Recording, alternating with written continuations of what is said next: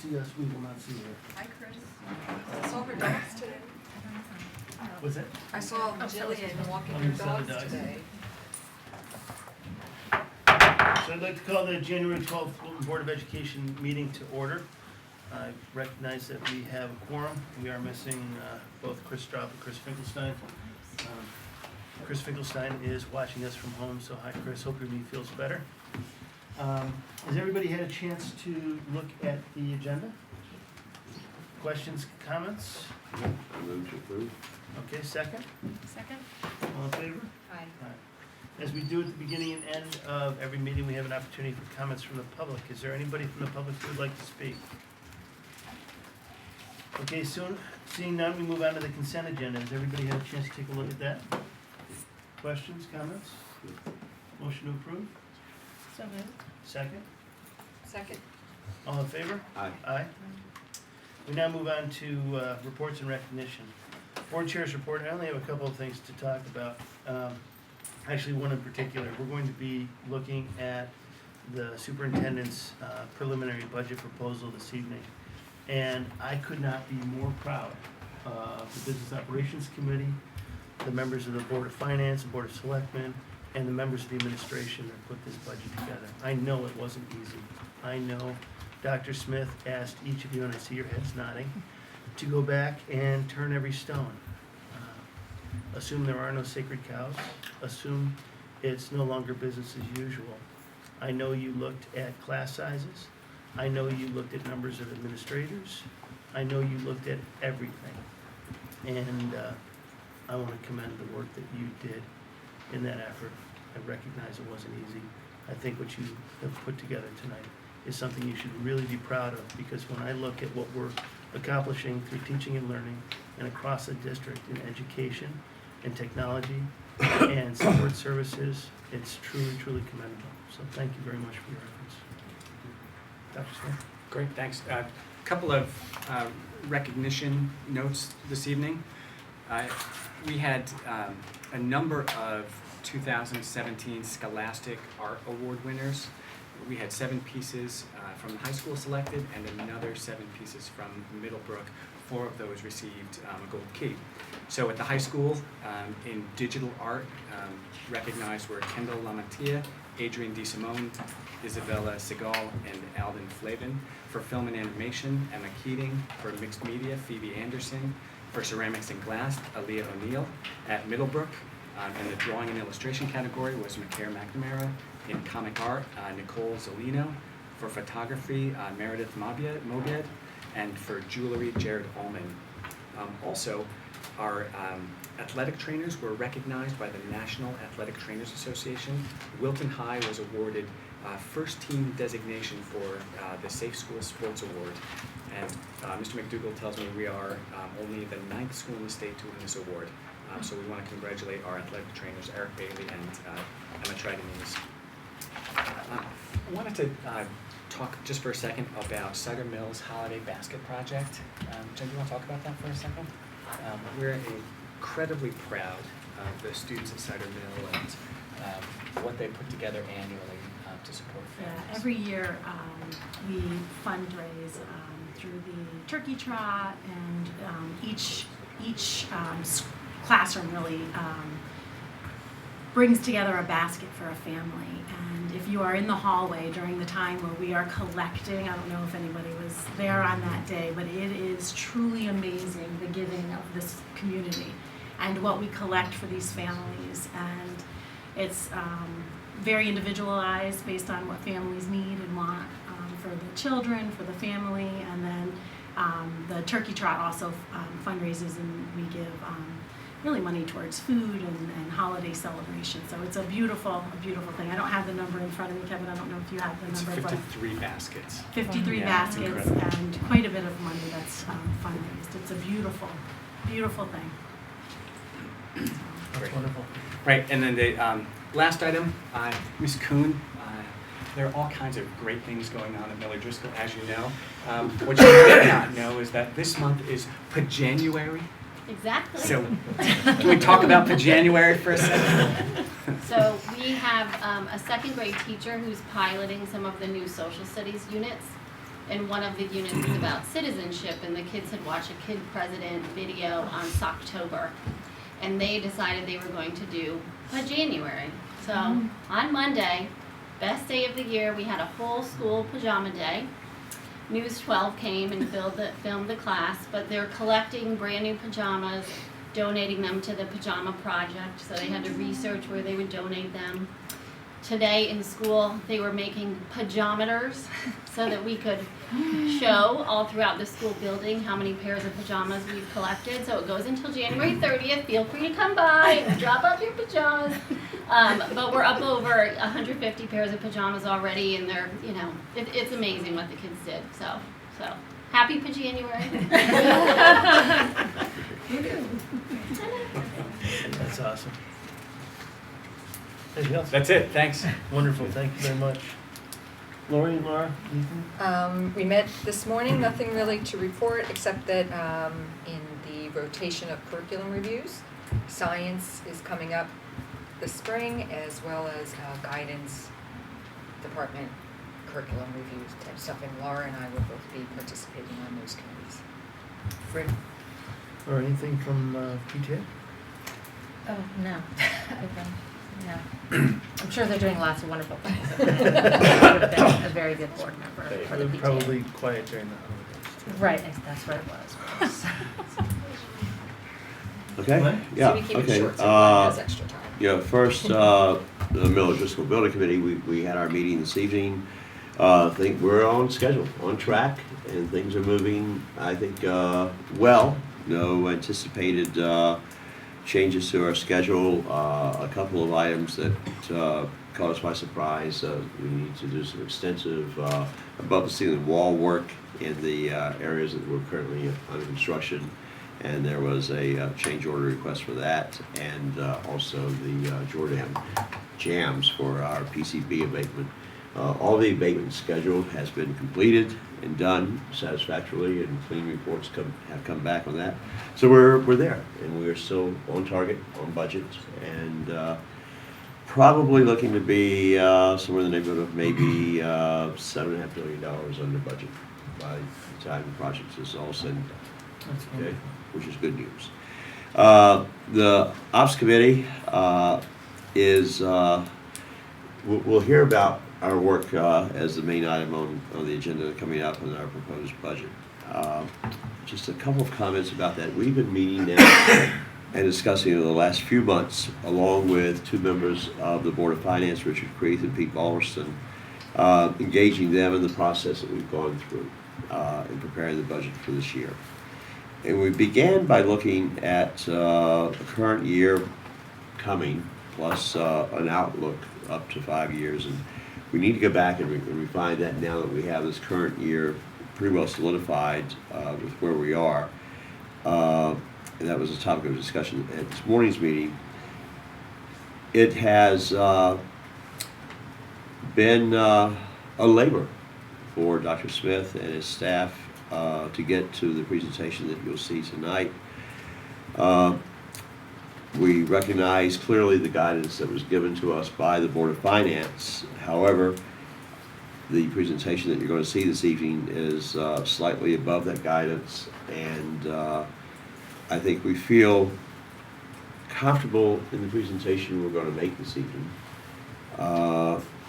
But there are some concerns. We have protected and focused primarily on protecting what happens at the classroom level and our educational objectives and our teaching and learning objectives. It has not been an easy task to get to the number that we're going to see this evening. And I think it's safe to say, and I think we on the committee feel very strongly, that to go beyond where we are, beyond what you'll see today, puts a great deal of risk in what we're trying to accomplish as a district here. And I won't say any more than that. You'll see Dr. Smith's presentation, which comes with the Ops Committee recommendation for approval, and we'll go from there.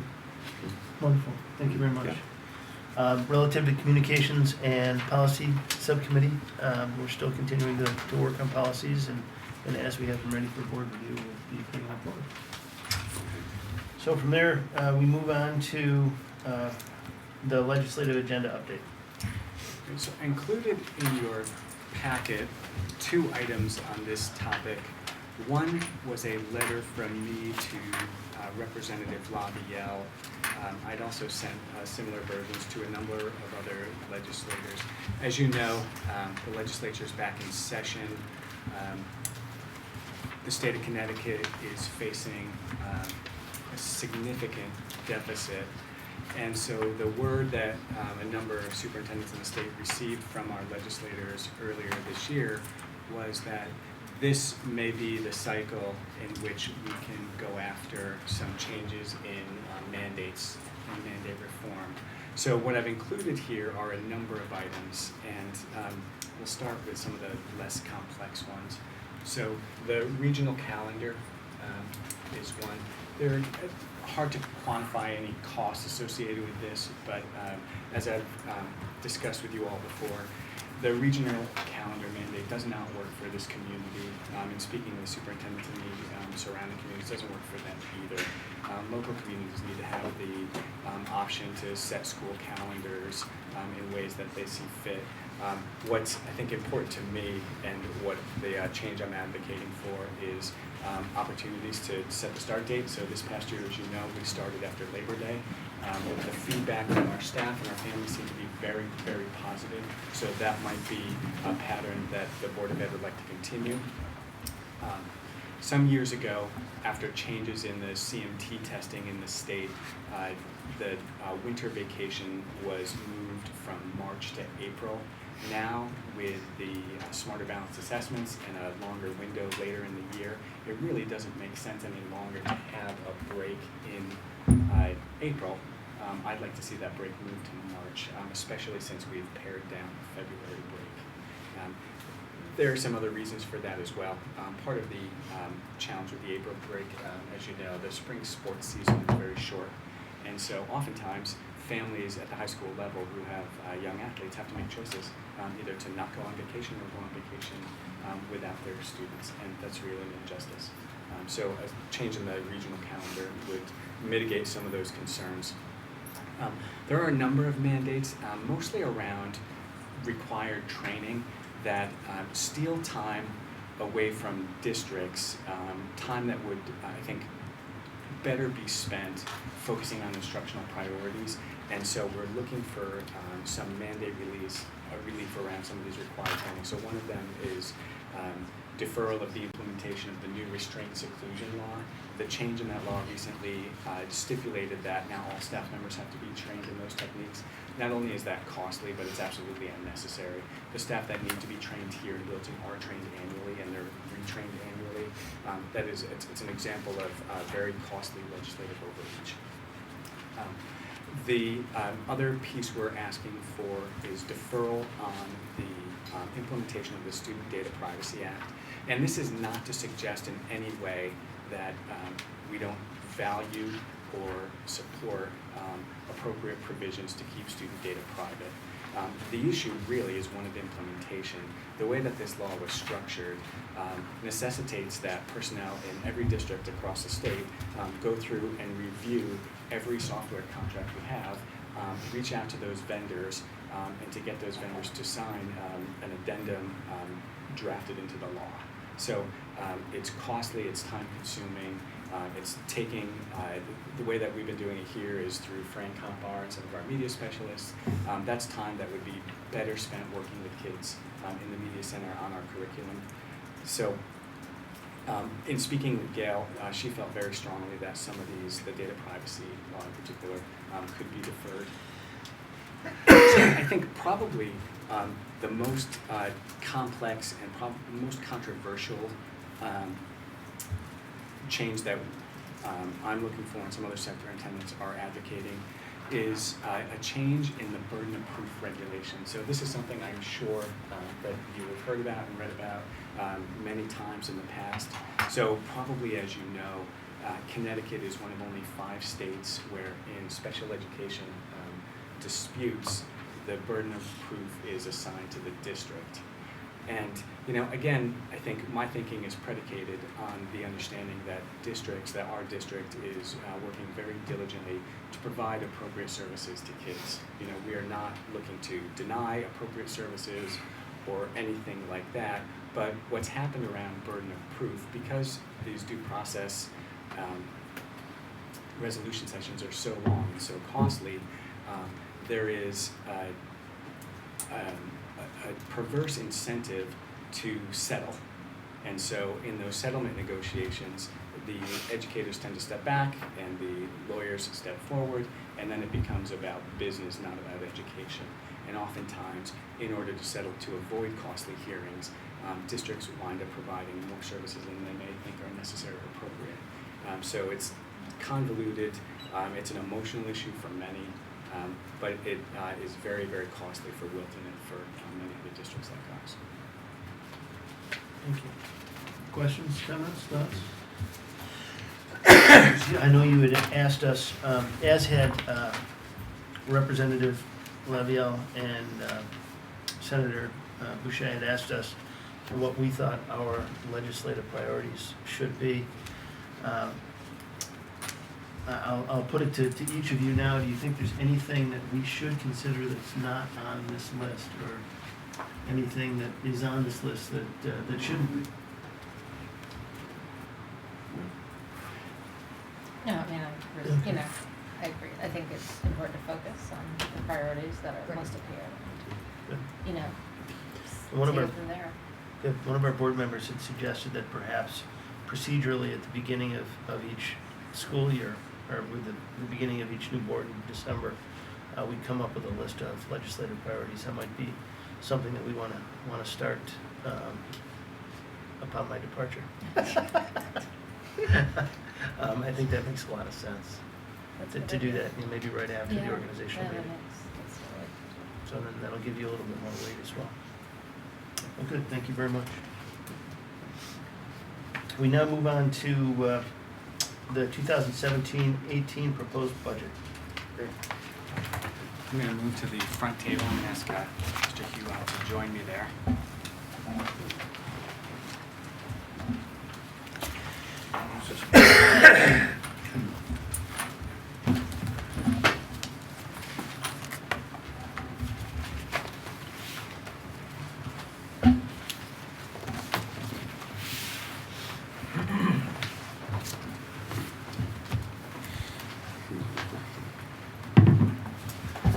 So as Glenn was noting before,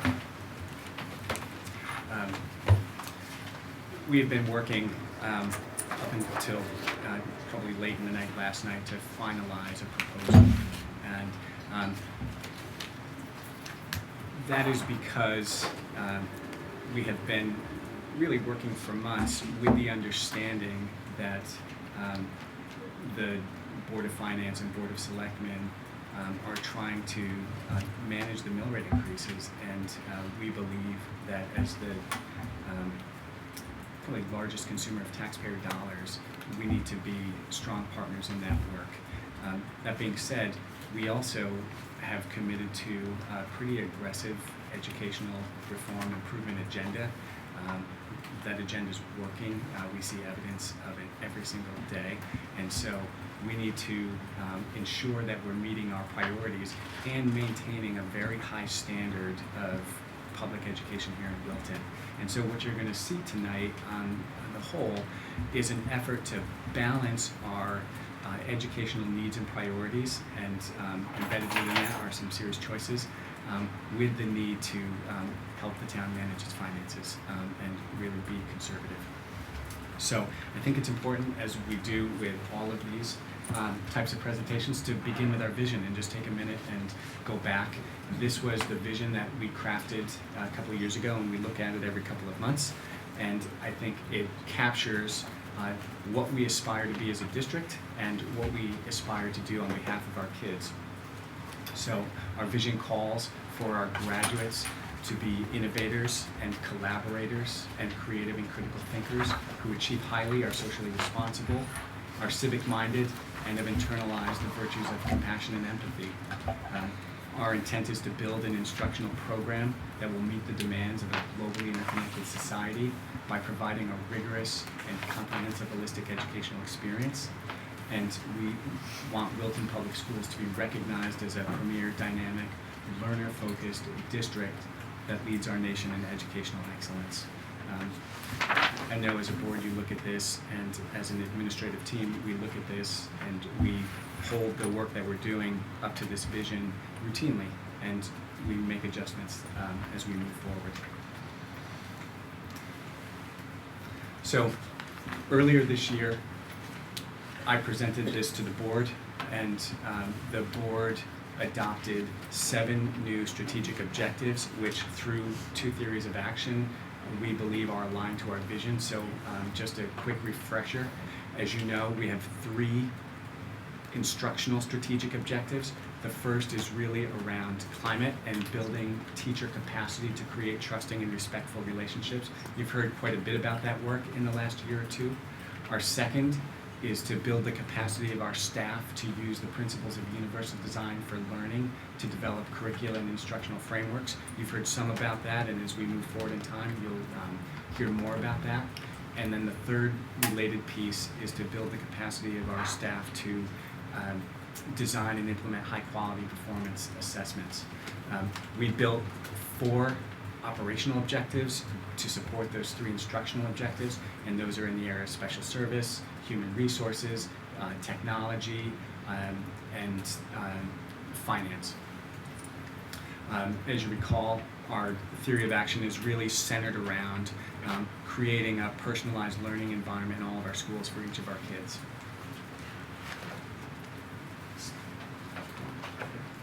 Can you just help me out here? The clicker doesn't click. So, technology's a priority. So in your defense, I think the furniture's in the way. I need to dance around it. So, again, you've seen this before. In building the strategic plan, we understand that these are not quick fixes, and not every action item is immediately implementable. So we try to lay out a coherent approach to the work. And in that, I think it tracks, so we begin with our vision, we've established theories of action, from those flow our strategic objectives. Nested inside those objectives are a series of initiatives, and those have been expressed through both a 5-year roadmap as well as a 1-year work plan. And those plans are going to guide our work as we move forward in time. Better? And just to, again, kind of lay the context here. So our plans really come in 2 forms, and this is just one example from Objective 1 around building the capacity of our teachers to create trusting and respectful environments. And my point here in just sharing this with you and setting the context is to highlight that this is work that's been underway now for 3 years. And so we're really building plans that I think very clearly and coherently focus all of us in the district on instructional improvement. And so this is an example of a 1-year work plan. So we have the strategic objectives, but we also have at the building level the 1-year work plans tied to specific achievement improvement targets. I think this is an example from Southern Mill. I'm sorry, it's Miller Driscoll. Right. Also, as part of that work, we believe it's really important to have clear metrics that we can use to monitor our growth. And so this is an example of our scorecard. And as you can see, we've laid out metrics around all of the significant academic achievement areas as well as climate. We've started to describe achievement measures in technology and digital learning.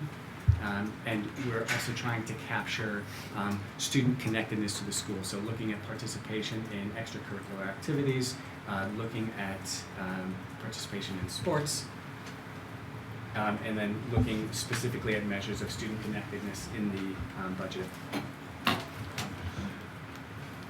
As you heard the other Dr. Smith discuss in one of our recent meetings, what we're trying to do with our curriculum and instructional change is teach our students global literacies, and some of these are not easily definable. So we're still really trying to understand how we capture and measure 21st century skills. So in our scorecard, while we name them, those metrics are still under development. So what does that mean for the funding plan and the priorities for 2017, 2018? As you well know, there is a great deal of really meaningful, important improvement work underway already. So the budget funds a continuation of that work into the next school year. The school climate improvement work that our staff has been engaged in will continue and continue to be funded in this budget. We are moving forward with our plan to introduce our staff members to Universal Design for Learning. That's accounted for in this budget. Expanding the development and performance assessments across the district. As you know, we have been really focused on implementing an SRBI response approach to support our most struggling learners. That work continues and is supported in this budget. We continue the implementation of Readers, Writers, and Math Workshop. That's been implemented through 7th or 8th grade. That work will continue. We continue to invest in instructional leadership, both among our administrators as well as our teachers. And we have been working now for a few years to expand our STEM or STEAM curriculum at the high school, and so there are funding lines tied to that. And again, SRBI stands for? Scientifically research-based interventions. That's the Connecticut description of RTI, or response to intervention. So if you remember, that's that pyramid approach to response. And STEAM? STEAM would be science, technology, engineering, art, and music. So in the literature around STEM over the last couple of years, there's been a lot more discussion on design thinking, and I think rightly so. Design thinking can be captured under art, so STEM has morphed into STEAM.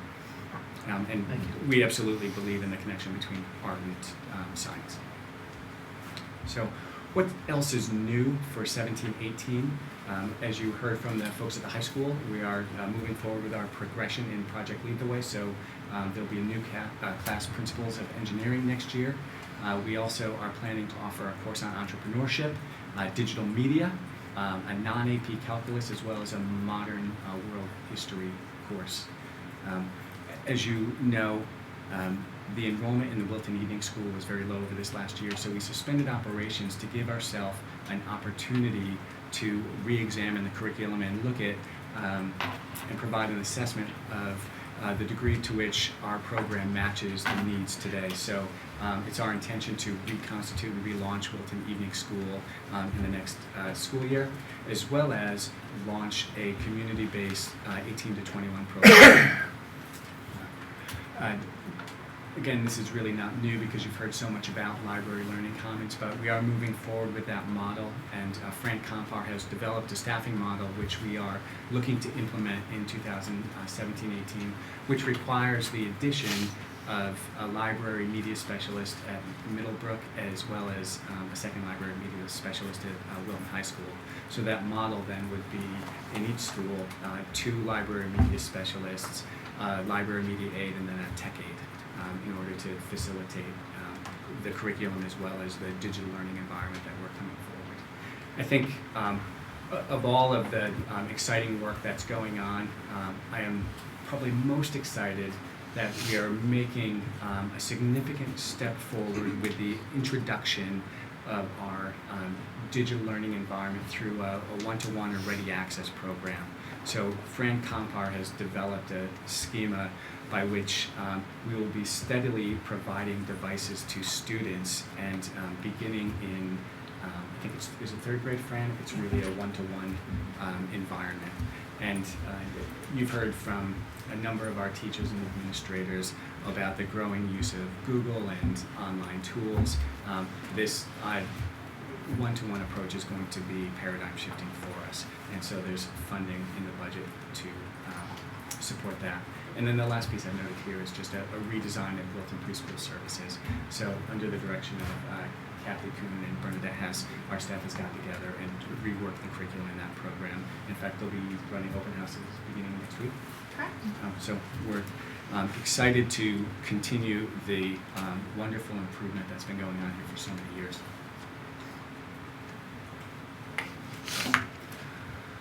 So our financial proposal aims to do that without adding a dollar to the budget.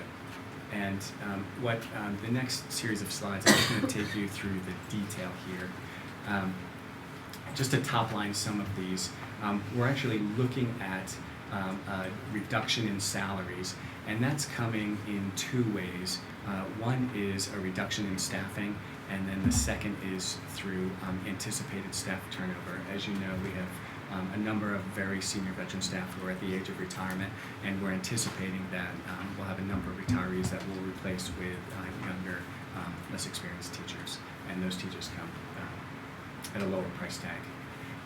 In some of the other lines, you see variances, but those variances really are a result of work that Dick is doing, and he'll speak to that in just a little bit, in terms of shifting around within the budget various lines and objects. And the effort there was to clean it up and to make the whole budget much more transparent. So I think that work looks a little messy in this budget, but in the second year in the reorganized budget, it'll be much cleaner, and readers should be able to track costs by type.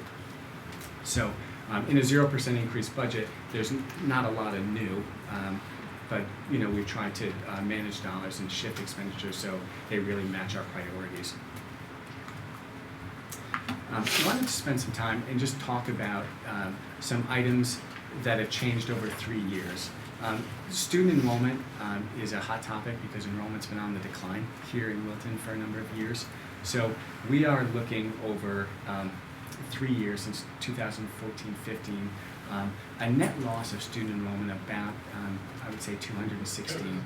That enrollment change from 16-17 to the projected is much smaller. We also wanted to track staffing over that many years, and it'll come through in plainer detail in the subsequent slides. But over that period of years, we've gone down over 20 staff. And so one of the concerns we've heard is that our staffing hasn't tracked enrollment, and I think it has. I think where the confusion may lay is particularly in our certified staff, where we've reduced staff that's most closely tied to enrollment. So in the classrooms, we've reinvested staff in positions that aren't as closely tied to enrollment. So positions like coaches and coordinators, positions like interventionists. So in the next set of slides, you'll see how that all plays out. Here, so we track salaries, and I think we've been effective at managing salaries. It's important to note that in the renegotiated teacher's contract, the contracted increase was just about $1 million. And so we've been able to absorb that cost, as well as a $300,000 increase in the non-certified lines through those two areas, staff reduction and staff turnover.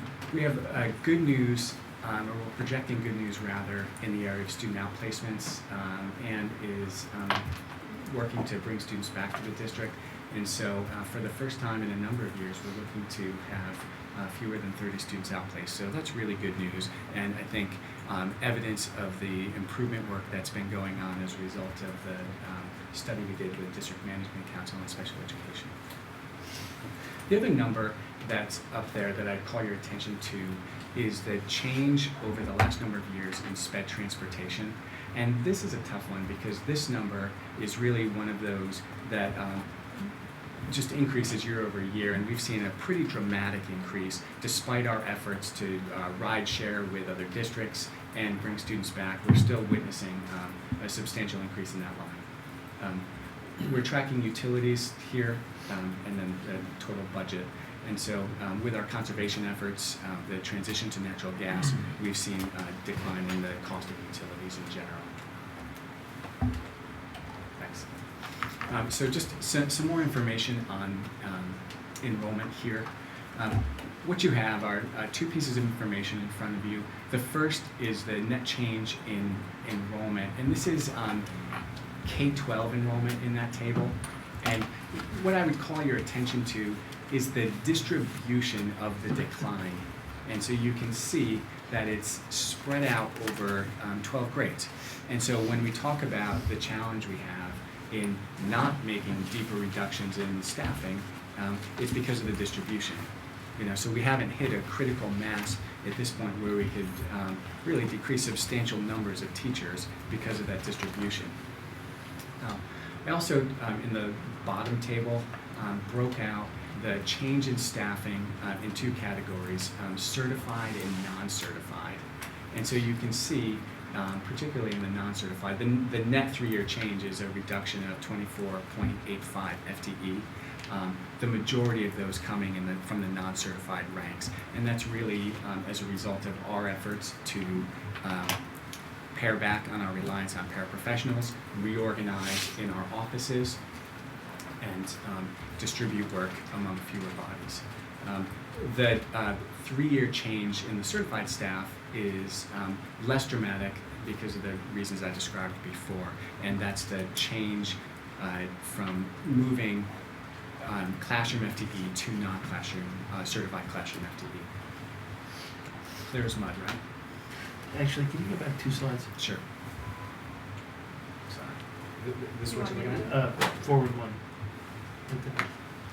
Okay, so enrollments dropped from 4190 in 2014 to 3974, right? Yeah. My math is right, that's 5.2% over that period of time. So staffing has dropped from 597 to 572.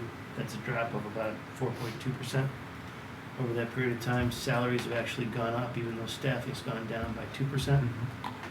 And can you move forward 1?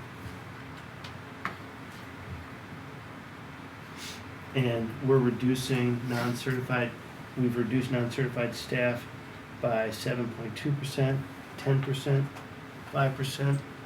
Is that correct? Over those years? Those are actual Actual FTE, numbers. that's not Okay. percentage. Okay. All right, thank you. And you can see so that the largest reduction in certified FTE actually comes in the 17-18 budget. And that was anticipated as we have, while we have other needs in the non-classroom certified area, this was part of our plan. We've addressed most of what we were trying to do. And so we're able to come down further in the classroom staff. And so here in this table, the intention was just to call out more specifically that change in certified staff from classroom to non-classroom. And so you can see, we've gone down just over 12, I think, from classroom, but we've added about 19 in the non-classroom certified, and those are the 7 humanities coaches, the 4 math and science coaches, the 2 curriculum coordinators, 3 math interventionists, and then our proposal this year includes 2 FTE for library learning commons media specialists. We also, I just love to know for you as well as you were looking at this, that when we made those changes back in 15-16, we also offset the cost with the elimination of a number of instructional leader stipends. Right, and then this is just a detail of the non-certified staff by building. So you can see just the changes in more detail. And then, just quickly, we've come down about even across location. So district, Summit, Miller, Driscoll. The only place where we haven't come down is in custodial and maintenance. And so if we're required to go below 0 in the funding proposal, that would be one of those areas that we'd have to look at more carefully. Right. I'm not even going to talk you through this, but this is the detail of the employee benefits and insurance line. And we've been trying to manage very carefully, particularly our medical benefits. And so while we've seen an increase in that line, it's not as substantial as we'd imagined it would be. Do you want to speak to any items here? Well, you'll see a lot of shifting of numbers there, because if you look in 15-16, you'll see $10 million on the second line down. It appears though everything was being paid for out of that one line. And in order to project it, you had to sort out all the costs within that account. So what we did this year was we split up the accounts, and one of them is medical and RX, prescription. Then we have dental, we have life and disability, and our contribution for the high deductible health plan. In doing so, we now can track on a month-by-month basis what goes against our reserve account and predict where we're going to be in all the different categories. Because we're also self-insured for dental, but we don't have a reserve for that. So we budget for it, so you want to track exactly your expenses from month to month in order to know where you're going to be at the end of the year. So when you look at this year, we also assigned some new account numbers because we didn't want to disturb the history. And by giving the new account numbers, once we get to next year, at this time next year, you'll see 16, 17, where it was spent, 17, 18, you'll have the budget numbers, and then you'll have it all in a line, so it'll be very clean. We've also taken a lot of those expenses which are distributed at the end of the year historically to various programs and just left them central. Because there is really no reason, since there's no practical way when you're self-insured and your costs are really associated with the individuals in all sorts of different accounts, and that's not really public to us. It just makes more sense to leave them central.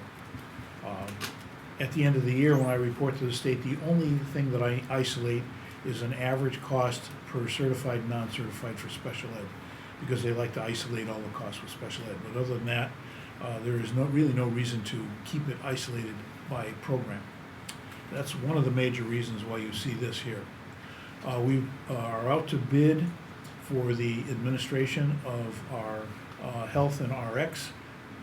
During negotiations, we went out to bid for dental, and we have lower costs there. We've stabilized that a bit.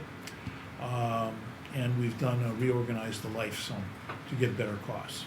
So we've been busy trying to curtail costs in all sorts of ways. And the net result of that is a 1.6% increase, Yes. even with the projected reduction in staffing. Well, what we have right now is a renewal for medical and RX. That's a not-to-exceed number. That will become final in February, and if our claims stay low, we could actually go lower than we are. Okay, now I know our unions have been very understanding of our financial situation and have recently signed contracts with us that are below the state and local averages. Yet at the same time, our cost increases are going to be going up approximately, what, 3%? We're in the non-certified, is that what you're referring to? We're anticipating, that's the, I think the average of the settlements over the last year. And then the teachers for next year? Were, I think, 2.9, 2.9, my memory serves me correct, something like that. Yeah, and I think it's important to note as well that with the natural attrition to retirement, it won't be a true 2.9 because of the change out in staff. As a matter of fact, if you look at the summary, just in your budget, page 1, account 1110, salaries for classroom teachers is going to be down 0.2%, and salaries for other certified are up 1.15%. So it's really pretty small.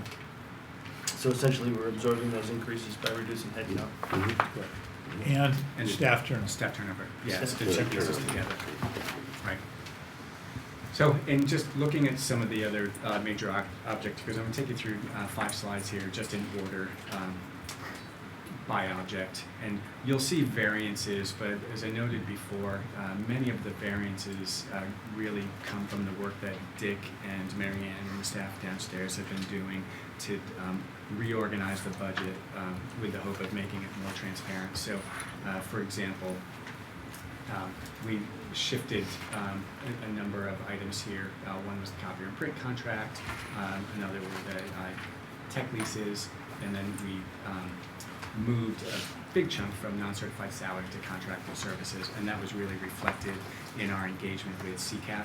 That's the Connecticut Center for Advanced Technology, who is providing our back-end infrastructure support to our technology program. The other change we made here was to consolidate all of the extended school year accounts onto a single line. So those accounts were consolidated. There was also a contraction in the amount that we're planning to expend on ESY. But in previous budgets, they were dispersed through the budget, so it was hard to really put together what the actual cost was.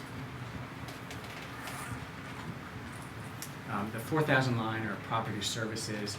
We're showing a reduction here in this line as well. Some adjustments in the contract with Cartage. There's also a reflection of the move of the copy and print management to 3320. And we are coming down in our remodeling and repairs line about 75,000. And this is something, so we have funds in the budget to anticipate what I would consider, run-of-the-mill kinds of repairs. We have some planned repairs. What we don't have a provision for is anything extraordinary. So when Glenn and I were talking about potential threats to a budget, when you have a pretty thin margin, this would be one of those threats to a budget. If we have some kind of capital catastrophe, we don't have anywhere to go in the budget. The other piece that would be in this line, and it'll be in this line next year, is the beginning of a flooring replacement plan. And there were two reasons. We deferred any kind of flooring replacement last year because we were involved in the discussion about what kind of flooring. With the departure of John Murphy and Chris Burney coming on board as the facility supervisor, we need to put together a plan for flooring replacement that will stretch out over 5 or 6 years. So you'll see that reflected in the next budget proposal, 18-19.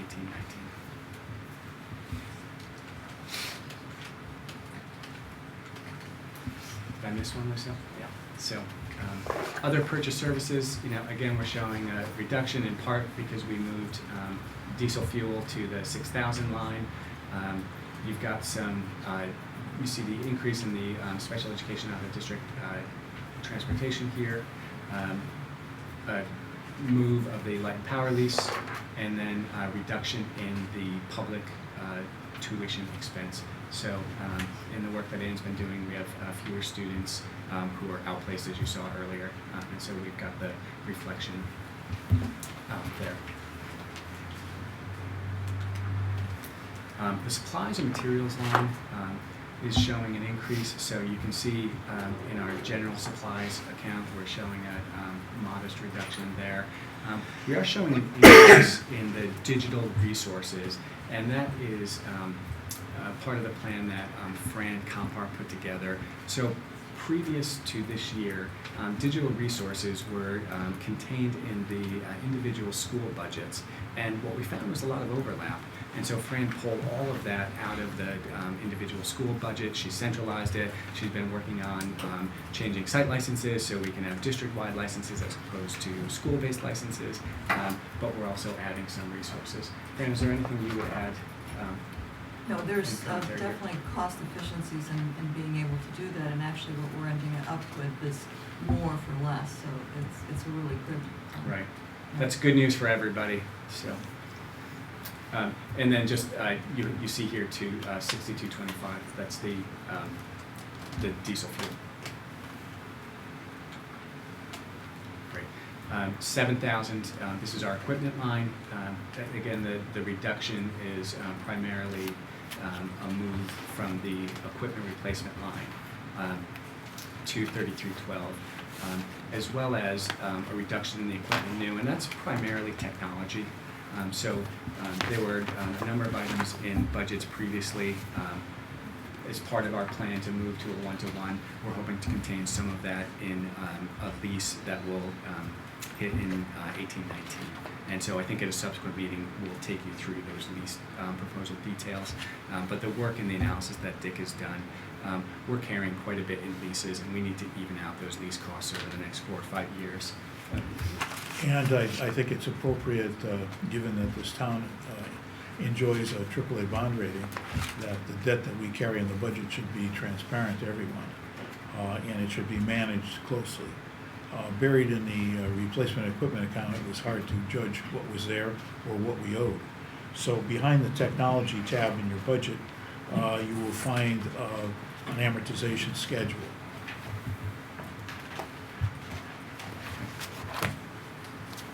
And the appropriate coding for a lease is the 3000 series. And just to give you a little background on that, Handbook 2 produced by the U.S. Department of Education, which has been in effect for probably 35, 40 years, dictates where expenses should go, and that's part of the state's move towards a unified chart of accounts. So I'm trying to make sure our budget coding and our presentation reflect what the USDA and the state of Connecticut require. The last line is dues and fees. This is showing a very modest increase. That's a result of really three factors. One is the addition of a Project Lead the Way membership. The second is a slight rise in athletics membership. And then the third piece really reflects there were some dues and fees in other places in the budget that we pulled into this line. And so that increase reflects not only a slight increase in some of the dues that we actually pay, but a recapturing of some of those items that were dispersed through the budget. So the next couple of slides, we try to describe costs that are fixed. And one could make an argument that there's no such thing as a fixed cost in a school budget. So this is our attempt to define what we believe are fixed costs. And there are really four areas: student transportation, utilities, employee benefits and insurance, and then maintenance and operations. And so this is just a breakout of those items and a reflection. So with the way that we've defined it, we're looking at fixed costs as about a quarter of our total operating budget. One of the advantages of looking at this, and while they're scattered amongst the schools, when you look at them like this, they're cost centers and they're easier to manage and predict, rather than having them scattered in different programs. When you look at them centrally like this, I think it really enhances and makes the job of looking at, presenting, and controlling the budget much easier.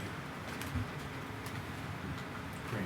This next slide describes cost by location. And so what we've attempted to do here is describe by each school as well as special services, and then at the district level, a summary of the cost contained in each of those places.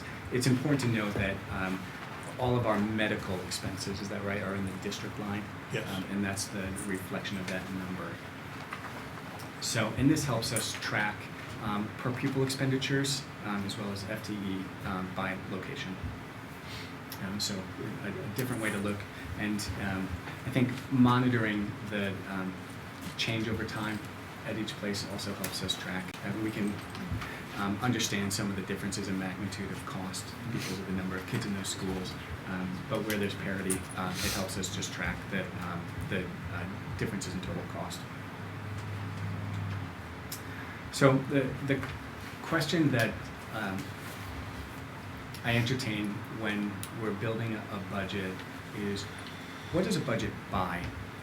And for me, the answer is always performance, opportunity, and continuous improvement. And so in the analysis that I try to do, I try to understand what's the relationship between our funding and our growth and performance, our growth of opportunities, and the way that we're improving. So I wanted to share with you some examples. As you know, this past year, U.S. News once again ranked Wilton High School among the top 1%. This year, Newsweek ranked our high school number 2 in the state and number 56 in the country. We learned that we have 6 national merit semifinalists in the class of 2017, as well as 18 commended scholars. Our last round of ACT assessment yielded scores that were some of the best in the last 5 years. 91% of the class of 2016 scored 3 or better on the AP exams they took. and we ranked number 3 in our DERG on the SAT. We also had 158 students at the high school and the designation of AP Scholar. So there is a long history and a history that we all need to be very proud of our student achievement that continues to get better. In terms of performance, we saw nearly 60% of the class that just graduated accepted to the most competitive and highly competitive colleges and universities here in this country. So that's, again, a reflection of the caliber of our students, the seriousness of our program, and the work that we're doing to ensure that students leave here very, very well prepared. This was data that I just looked at this morning, and this comes from the National Clearinghouse. That's an organization in Florida that tracks post-secondary outcomes. And so I have several slides here for you to capture some of our data. So this first is the percentage of Wilton graduates who enroll immediately after graduation. That number is 91%. So that's something we can be very proud of. What's interesting to note here in this next slide, that number jumps from 91 to 96% when you widen by a year. So this is the number of students who enter college at any time during the first 2 years after graduating high school. So nearly every kid that leaves us within 2 years of graduation goes on to college.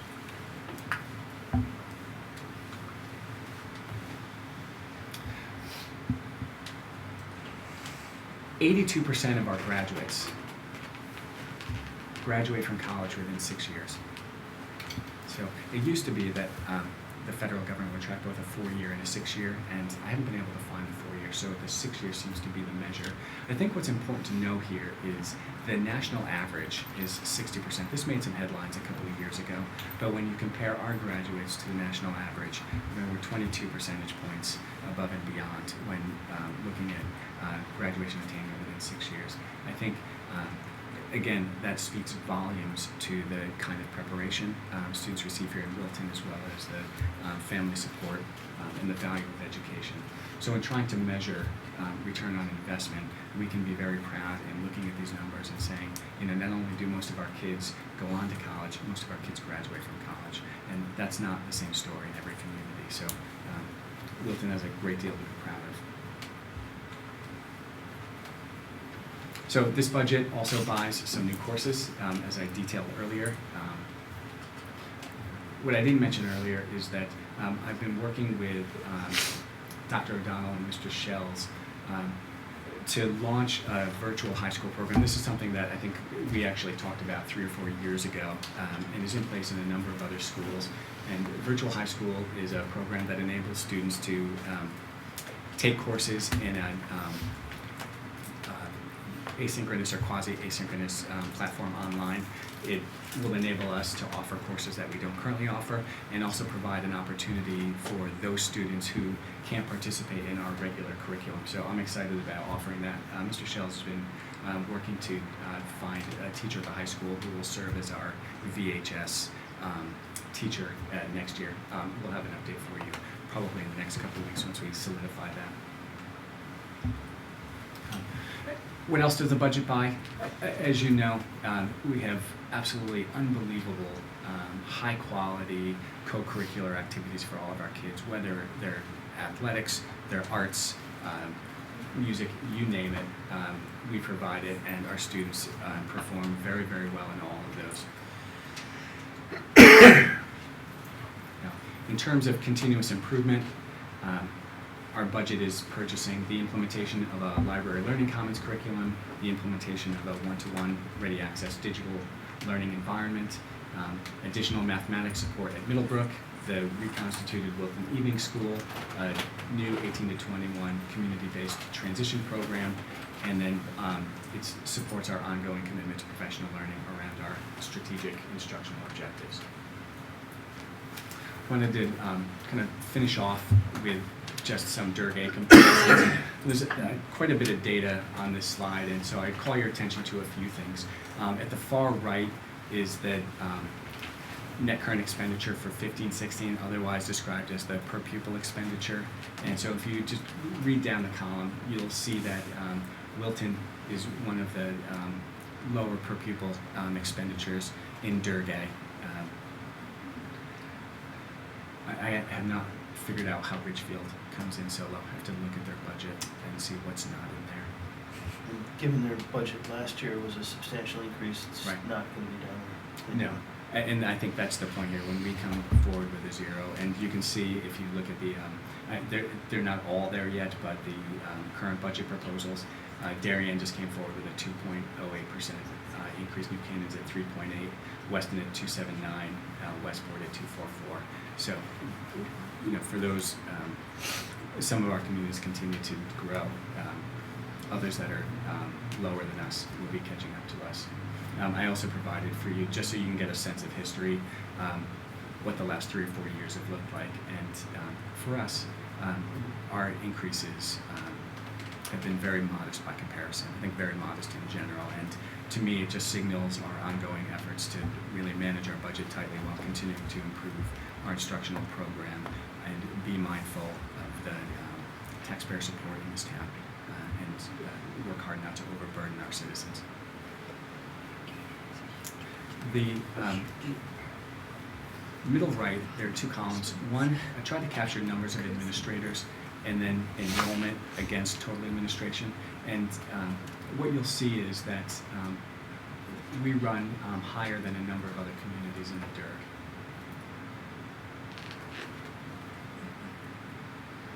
So more bodies per administrator is the short story there.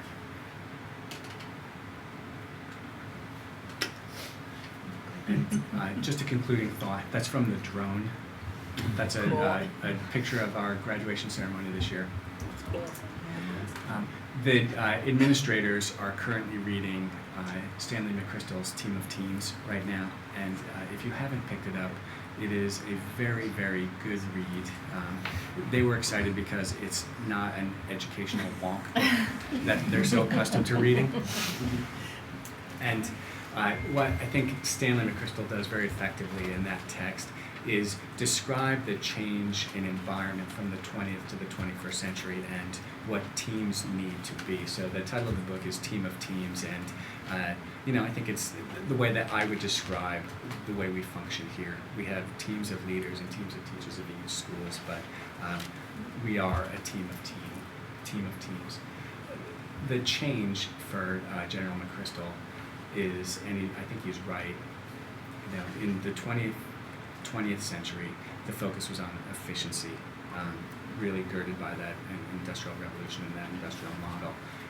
The call for the 21st century is adaptability, and I hope what you've seen in this budget proposal is evidence of our desire and effort to be adaptable to the current situation and the current fiscal realities that we're facing here in Belton.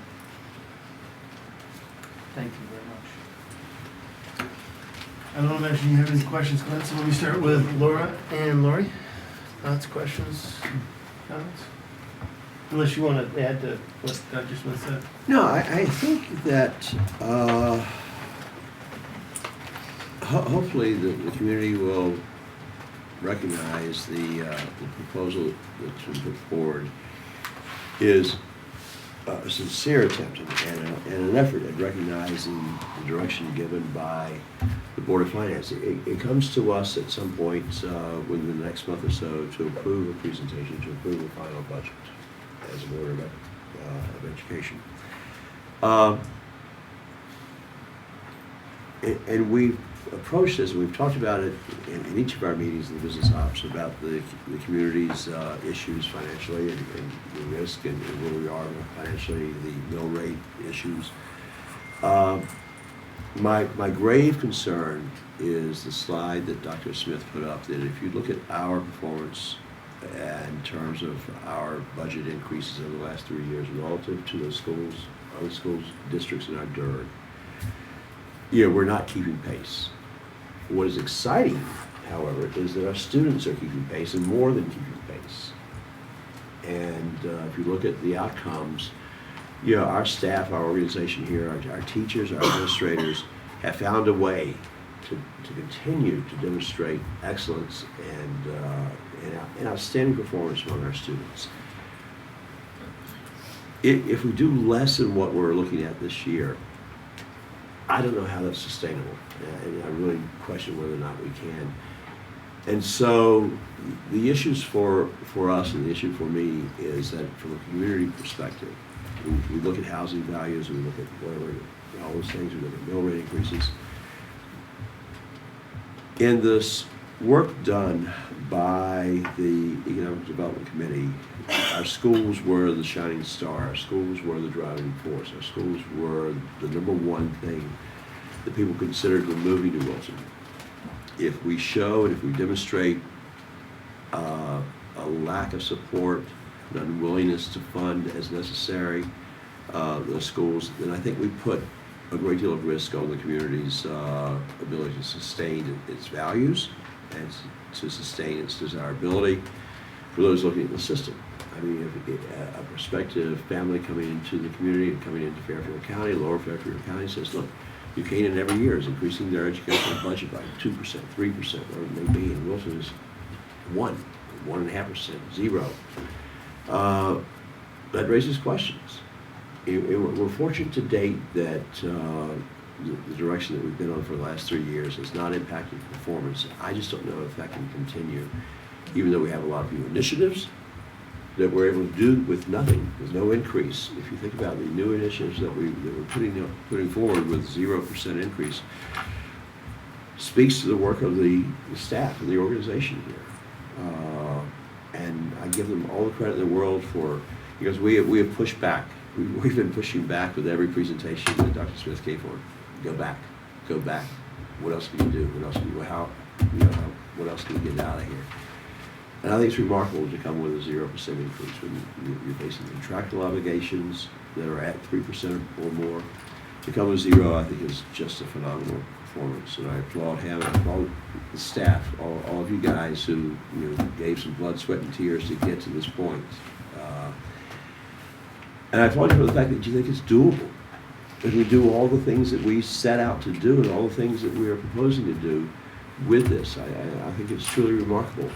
I raise the concern that to do more or to do less than this causes me great concern. So I think it's a job well done by this organization. Thank you.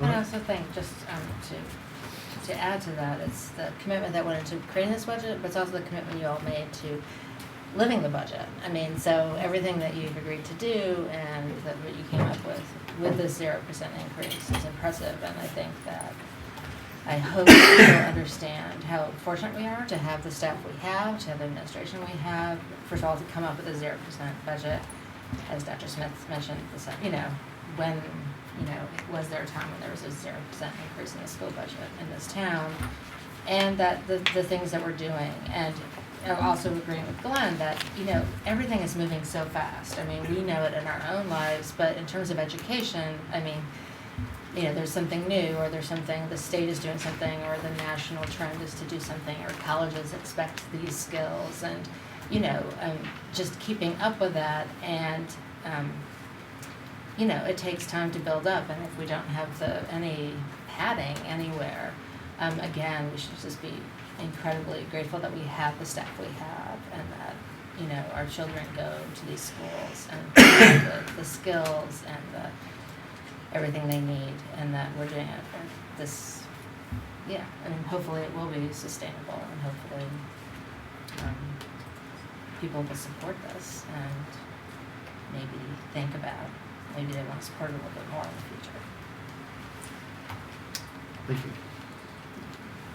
All right. Well, I echo both of their remarks. I agree completely. And as I said to Dr. Smith earlier today when got a quick preview, what I find really interesting, having worked with previous administrations, is that I think the community recognizes that Dr. Smith is listening to the concerns of the community and takes that into account when putting together the budget, whereas previously it was just, this is what we want, and you'll have to push back hard to get us to cut.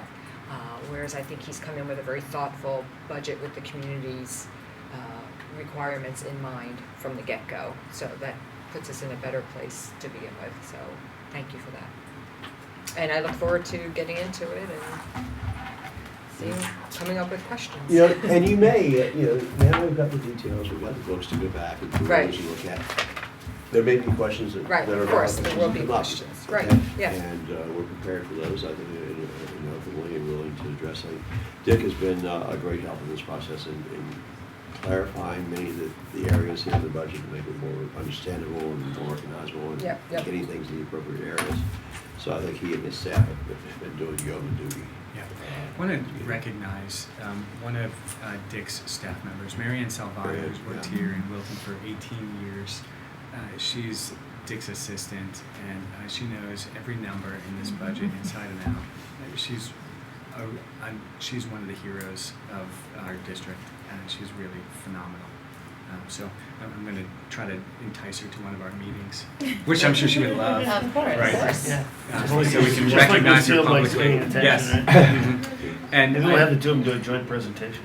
if I could ask, in terms of process, over the last couple of years, what we've had you do and what you've agreed to do is send questions to me, and I will compile those questions in a table. We'll answer the questions, and then in the subsequent workshop, we'll review the questions. That way, they're organized, they're clear, it's transparent. We can share the document with the community. And it will You're include comfortable the- doing that again? Yes, I'd like, if that's acceptable to the board, I'd like to follow that process. I Does just that work for wanted everyone? to, yeah, I just wanted to note though, as you quickly look through it, I think a lot of the questions are gonna be, what's this $25 here or $100 here? I mean, we're no longer talking about the thousands here, there, whatever, that have shifted or added or moved. So just be prepared that some of the questions may be about very minuscule amounts, because in a zero-based budget, a zero budget increase, there's not a whole lot to question. And I think as we look at it, some of my clarifying questions early on are really going to be ones that we need the town to understand. The year-over-year drop of enrollment in the last 3 years has been 5.2%. The staffing reductions that we've made over that period of time has been 4.2%. Yet our cost of staffing is going up close to 3%. Benefits, insurance, we've done some amazing things this year. We kept it down to 1.6%, but that's still an up. So, we really have to recognize, and transportation is also going up. Yeah. We have to recognize that at a zero, when you're aggressively and in exciting ways investing in our children's future, you're pulling a rabbit out of the hat here. And I am going to have some questions about year-over-year cost per student changes, and comparing that against contractual changes, those types of things. Try to understand what's going on, because you could truly turn water into wine or lead into gold, and there will be a small portion of this community that is convinced that we're hiding something. And it's very unfortunate, but we are going to have to address that. Sure. And they're going to come out with bizarre questions. They're going to be convinced as they look at our budget that there's millions of dollars of savings. We're going to have to make sure that we do our due diligence to ensure that that hasn't happened. But what's interesting this year that I don't think has truly happened in my time on the board is I know that you and Dick and your staff and the Business Operations Subcommittee and members of the Board of Finance started this process back in June and July. I know we've put more work into this budget book than we've ever put in since I sat on the Board of Ed. In fact, my first year on the Board of Ed, I voted against the budget because I felt we didn't put enough time and effort into it. I can stand in front of Mother God and country and say, we put time into this budget, so thank you very much. I'm sorry that Chris Strouk isn't able to be with us, because as we've met in the Business Operations Committee over the last number of months, and we've been talking about the budget issues, somewhat flippantly he'll say, well, you can make cuts if you choose, and he is right, and it's something I didn't speak to in any depth tonight, But our budget absolutely is a reflection of our educational choices and what we think is best for kids. One of the major choices is around class size. And that if you go back into previous budget documents, there were pages and pages and pages justifying class size. Our class sizes work for us right now. And so we're in that 20 to 22, 23 range with some variances when you get into middle school and high school. The other value choice is around the teaming structure at Middlebrook. We believe that that's the best structure for kids, and so we organize. So when you look at staff-student ratios there is a difference because you can't make dramatic staffing changes without de-teaming. So there are lots of value choices inside this budget. The custodial support's another simple example. We believe we need to have that number in order to keep our facilities clean and well maintained. So as you're going through, they ought to emerge for you, but I think it will be important to keep that conversation about the value choices absolutely on the forefront. I think you bring up a good point. I know there have been staff at Middlebrook that have been horrified and terrified of the concept of de-teaming. That's proof that Middlebrook looked at it and evaluated it. I know you and I had a conversation offline about it, and you feel very strongly that that's, at this point, the best approach for those kids. So, I think we need to help the community understand that you're looking at really difficult problems. They're not being hashed out on live television. They're being hashed out between you and your staff and the educational professionals that we have. Those aren't public meetings. But I appreciate the fact you're having them, and we need to let the community know that you have. So is there another comment? Well, I was just gonna, we're not part of this discussion, but, Lori and I, our committee, we see a lot of this work, and it's not easily, we're not looking at the numbers, but we know, so the discussion about, the teams at Middlebrook isn't just a conversation between Kevin and Maria last year. It was going on during the curriculum reviews, the world language curriculum reviews. I mean, there's so many layers to every decision, every staffing, doing the values. And Lori and I get to talk, we get to witness it, we discuss it at all different levels. Sometimes it's talking about, the kids who take German being able to go abroad, or it's, looking at, ways of, improving things here and there. But it isn't easy to articulate and report at our meetings because it doesn't go back to numbers. But again, it's just layers and layers. And we're so fortunate, I think, don't you agree, Lori, that we see all these moving parts, and we're grateful to all of you who synthesized them for us. But that's what I wish the community could understand, that it's not just, okay, we're going to put 19 kids in a classroom. It's all the things that go into it, to the teachers that there, the support they need, the things that Anne's office do, and, there's just so much going on all the time in every classroom, and it is all student-based.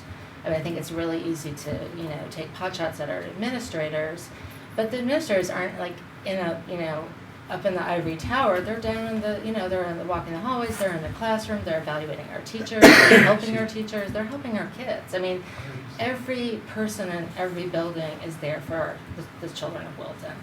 And, and you can't reduce that to a number. You can look at ratios, but it's, it's just education's messy. People are messy, and it just, we could just acknowledge that, and just, again, be even more impressed with this budget, because sorry, I feel bad. Thank you. That's wonderful. Any comments from the administrators? Thank you. So how was this process, besides excruciatingly painful? I think it has been a good team effort. We tried to take the lead from Dr. Smith. The term that I used was prudent. We tried to look very prudently at each line and have conversations with our administrative teams and our leaders about where we could be a little leaner. I think that the value statement is a good one, because what we value is our students' performance and supporting them in every way, and we tried to keep that as one of our central tenets. It's always hard because you're working with staff members who will ultimately question. There will be staff members who will look at some of the data and say, maybe why us in Wilton? But I do agree that together we can't argue with the performance, and I think our students are still performing well. I do firmly believe that this community expects, and rightfully so, a very high level of service and responsiveness. And that's what I think we want to continue to provide to our students, to our families, to our staff. I don't think we can waver from that commitment. We just owe it to everybody involved in the educational organization to ensure that that remains up on the pedestal. And I think with the hard work of this team of teams, I think we can do so. And we're very proud of the work. I'm very proud of the work. Any other Well comments? said. Great, thank you very much. Thank you. Just a quick note about timeline and schedule. Yes. We need to talk about that. We're here today on January 12th. Our next meeting is the 26th. We have an opportunity, if we need to, between that time, to have a workshop about the budget. But come the 26th, we need to come to a decision. February 9th. Actually, February 9th is the, Yes. Like I said, February 9th. So the 26th for questions answered, and February 9th, we need to. Is the voting is on the budget, Is okay. our vote, because we need to submit to the Board of Finance in order to meet the town meeting schedule deadline. It's the deadline in the charter in both states. Right. So the question This is is like whether or my not we charter. want a workshop? Whether or not, if we decide, we could decide on the 26th if we feel we need one between that and the 9th, but we do need to come to a final decision on February 9th. So would it be possible to get everybody to get their questions into Dr. Smith by next Thursday? Is that reasonable? We can take them on a rolling basis. True, but I want to give people a deadline to say, look, you really need to get your thinking in order now. And you can get them in early and keep adding, but try to Yeah. get all of your thoughts on paper before next Thursday. Sure. Is that comfortable for you? That's fine. And if you'd like, I'll ask Lucille to kind of follow up with each of you via email to see if there's a common date next week. If you Yeah. want to do a workshop, we can just. Okay. Does that work Okay. for you all? Yep. Okay. I just want everybody, we're on a schedule we need to maintain. Sounds good. Our next meeting is Thursday, January 26th. I'd like to point out that it's at Cider Mill, and I believe that's going to be in the cafeteria, correct? Correct. And we are going there for a couple of reasons. Library, no. What's that? Media Incorrect. Center. Oh, it's in the media center? Yep. Come on autopilot. Okay. It's up in the media center because we're going to celebrate our library learning commons. Okay, so we need to get that word out, because every time we've had a Board of Ed meeting at Cider Mill, it's been in the cafeteria. So it is upstairs, second floor, Second library floor. learning commons. It's not only showing off the learning commons, but showing off our technology abilities and ability to broadcast live from the Media Learning Center. Is there any nervousness on the technology Yes. side? Mhm. We're getting a thumbs We'll up make from it work. behind the camera, so we're getting a 2 thumbs up, so I think we'll be okay on that. I think there's one informational item in there from Shipman and Goodman. You saw that in your notebook. As we do at the beginning and end of every meeting, we have opportunity for comments from the public. Have you been sitting there all day? I feel really badly. I Yeah. included her in my statement. Okay, I blame that on my They'll have cold. to rebel. Is there anybody from the public that would like to speak? Yes, please come forward, state your name.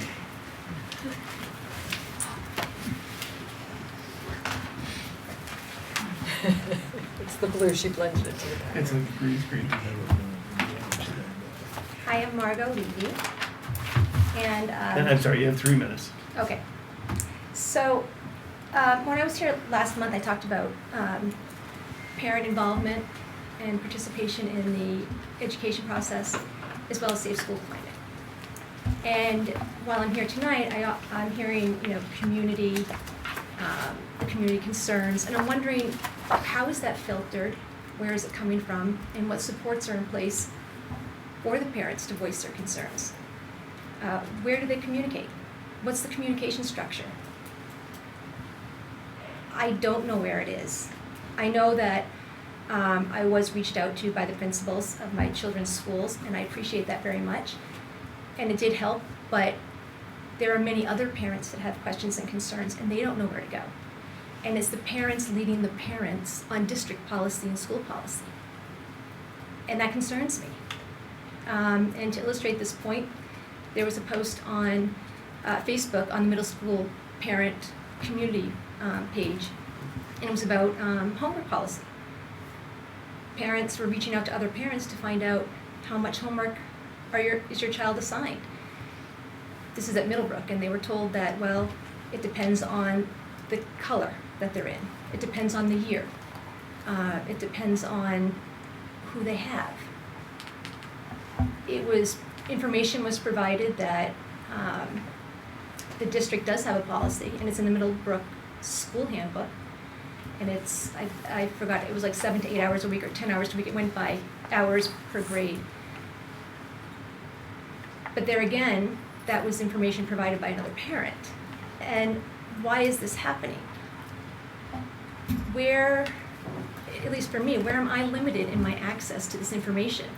Is it too much that's provided? Is it not clear?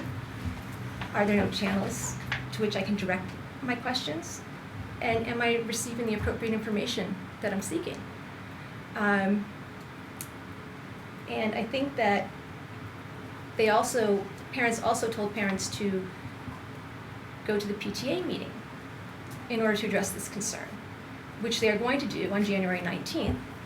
However, there are 435 members of this community.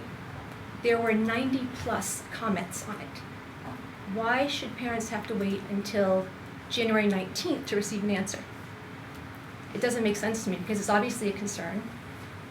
I don't know where the community district relationship is and where it falls. I don't know if parents are part of the community or not. I mean, the Board of Ed's description for themselves is the bridge that connects the school with the community. Well, does that mean a barrier exists? I don't know. I feel like we need to build a community of learners which is built from everyone in the community. There has to be outreach, there has to be collaboration, partnership, coalition building. Parents need to be involved in the education process, and they need to know how and when they're able to do that. And I think these are just important things that need to be discussed. And even for the budget, is there a forum that exists for parents to talk about their concerns? I don't know. Is it just here at the Board of Ed meeting? I don't know. I guess I'm just seeking answers again. And I'm hoping that some type of structure will be put in place, or I'll be told where to find it, this support structure for communication and for parents. Thank you. And thank you for, this is obviously a well thought out, and I mean, I'm not saying I agree with it all, but it's well thought out, and it obviously, was a lot of work, so thank you very much. Thank you, and thank you for sharing your thoughts. Is there anybody else from the public who'd like to speak? Seeing none, I'd like a motion to adjourn. Second. All in favor? Aye. Aye.